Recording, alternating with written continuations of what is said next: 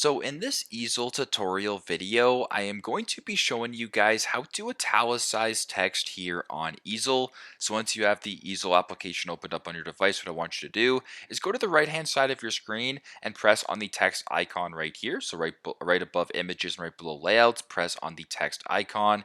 Then go to the top right and press on add heading. Once that is done, you've now added some text to your design, so you can go ahead and make the text whatever you want. So I'll just type in the word for simplicity's sake, italicize, just like that. Now, if you want to italicize the text, it's very straightforward.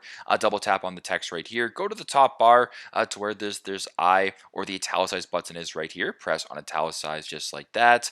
And now by default, it actually does italicize the text by doing that. So what you can also do is change the font if you want. So if you wanted to make it this font right here, you can press on italicize, which makes it a little bit easier to see. And it actually does make the text italicized. I don't know why it's not working. There it is. It's now italicized here on Easel. So pretty straightforward, but that's how you guys can italicize text here on Easel. Thanks again for watching, and I hope this video helps.